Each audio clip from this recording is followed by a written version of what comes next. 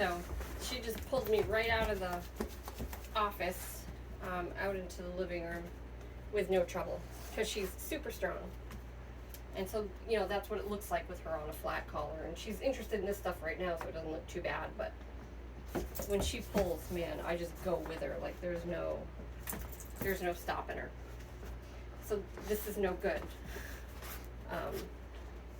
You can see how hard I'm having to fight her just here in the living room. And see this. This is going to stop too. So I have a tool. Ow, God, that was my foot. I have a tool on her already that will help. So she already has a properly fitted prong collar on. But she's never been leashed with it. She's never felt it before. I just put it on her a second ago for the first time. We're just going to condition her to that and get her used to it. And maybe I can even show you guys what a correction looks like for jumping and that sort of thing. This isn't something that takes a lot of time. It's not something you have to work on. Those sorts of things are just things you need to tell the dog not to do that anymore.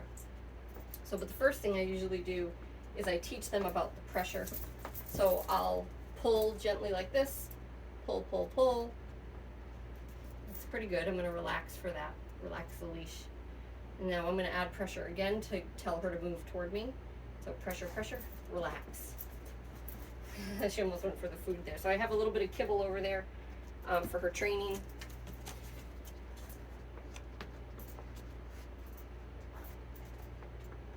She's pretty into food, so if I can use a little of that to just generate some enthusiasm and build up behaviors, then that's helpful.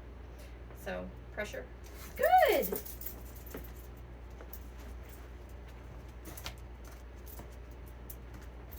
Good. Pressure, pressure. So really sensitive, responding to it very, very nicely. So it's just going to be important. We're not going to do a ton more of that. I don't need to. But it's just going to be important to remember that it's new to her, and she might not always know what to do with it. And also that I can't let her put tension on this leash. So if at any point she decides, you know, that this is something isn't novel to her anymore, and she lets that tension sit here like this, I have to tell her not to do that. Otherwise, she will learn to just ignore it. And then it's not a useful tool anymore, huh? Yeah. All right, so now that we're done with that, good. Good girl. That's a very good girl. I'm just going to give her some attention, see if she jumps on me. Oh, good girl. No. And then I'm going to pop. Okay, nice firm pop. See, I missed the leash the first time. Let's go. Good girl. So now I'm going to give her affection again. Here, sweetie. Oh, you're so cute. You're a good girl. Yes, you are. You're such a good girl. Oh, such a good girl. No. And we're going to go. Okay. And these pops are actually, it's pretty clumsy and messy because she's big and she's flailing around and I can't get a hold of the leash properly. So I don't actually feel like I've given her a proper leash pop yet. So I wouldn't be surprised if I have to do it again. Yes, you're a good girl. Oh, you're so good. Yes. Oh, you're a good girl. Oh, yes. You're so pretty. You're such a pretty girl. Yeah, good job. Oh, you're so lovable. Mm-hmm. Look at that snoot. Look at that snoot. Mm-hmm. Good girl. Good girl. Yes. Good. Oh, so good. No. Okay, so here we go.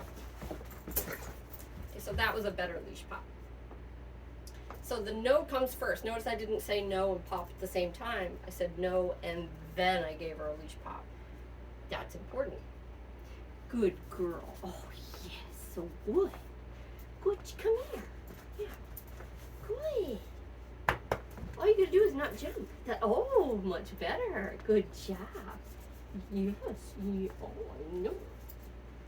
Good, come here. Good girl. Good. All right, so now that we have that out of the way, we can start training.